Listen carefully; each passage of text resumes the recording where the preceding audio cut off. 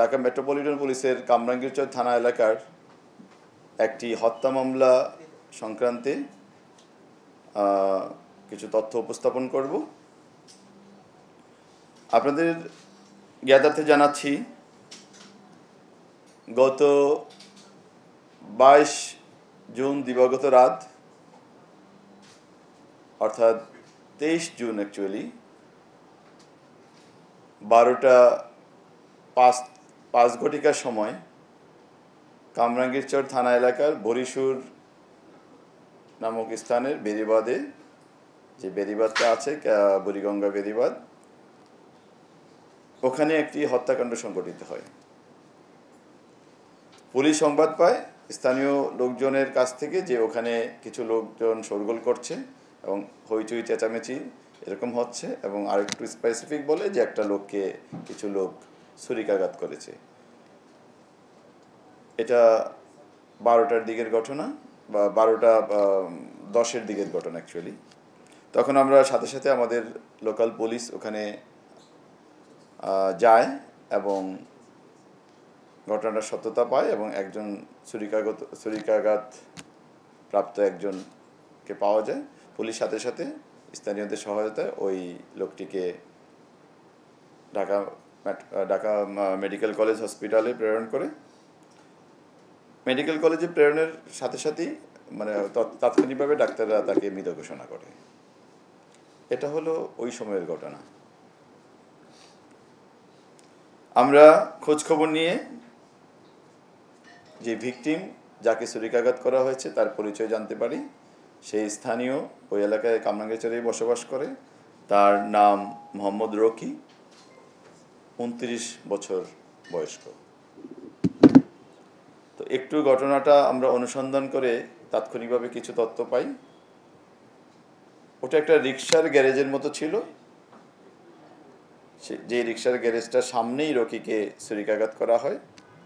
অনুমান 5 থেকে 6 জন লোক এরকম। এটা তাৎক্ষণিক সংবাদে বা তাৎক্ষণিক অনুসন্ধানে আমরা বুঝতে পারি।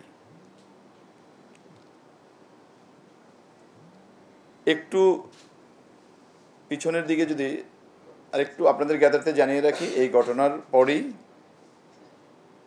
ওই দিনই অর্থাৎ 23 তারিখেই কামরাঙ্গীরচর দিনের বেলায় কামরাঙ্গীরচরে একটা মামলা রুজু হয়, যার মামলা নাম্বার 20, 302 এবং 34 ধারায় মামলাটি রুজু হয়। এটা হত্যাকাণ্ডের ধারা। আমরা হত্যাকাণ্ডের প্রাথমিক কারণ হিসেবে যেই বিষয়গুলো আমরা জানতে পেরেছি, যে রকি যে এই ঘটনার ভিকটিম, তার কিছু স্থানীয় ব্যবসা বাণিজ্য, অবৈধ ব্যবসা বাণিজ্য ছিল। এই ব্যবসা বাণিজ্যগুলো নিয়ে যারা এই ঘটনাটি ঘটিয়েছে বা এই ঘটনার সাথে যারা জড়িত, তাদের একটা বিরোধ ছিল। এবং এখন থেকে 4-5 মাস আগে কেরানীগঞ্জ থানার, ঢাকা জেলার কেরানীগঞ্জ থানা এলাকায় একটা হত্যাকাণ্ড সংঘটিত হয়েছিল। আবু কায়সার নামে একজন খুন হয়েছিল, এই ছুরিকাঘাতেই খুন হয়েছিল। এবং আবু কায়সারের যারা আত্মীয় স্বজন, তাদের একটা অনুমান ছিল যে রকি এই হত্যাকাণ্ডের সাথে জড়িত। কিন্তু রকি ওই সময় জেলে ছিল, তাই না?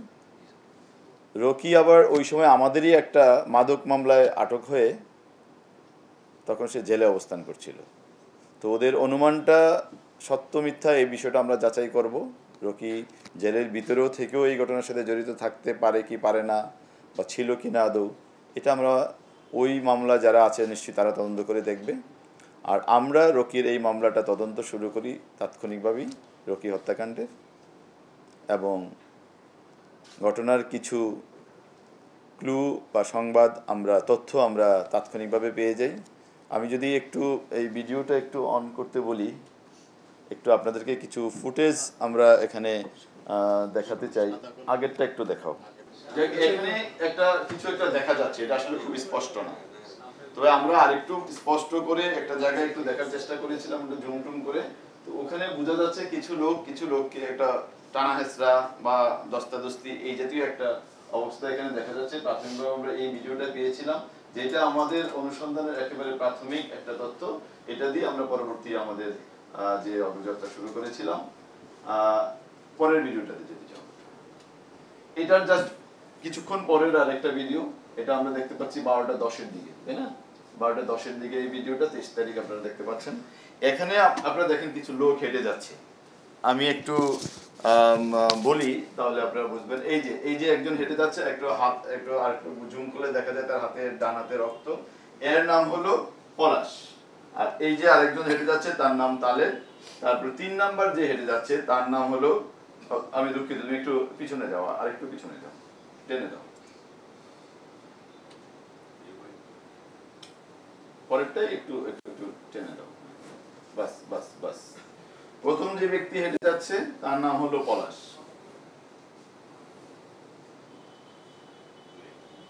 প্লে করতে হবে, হ্যাঁ।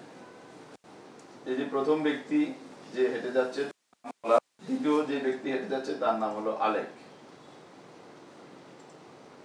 তুমি আগে ছেড়ে দাও, হ্যাঁ। তৃতীয় যে ব্যক্তি যে হেঁটে যাচ্ছে তার নাম হলো তালেব, এই যে কালো টি শার্ট পরিহিত। এবং চতুর্থ জনের নাম আবু বকর।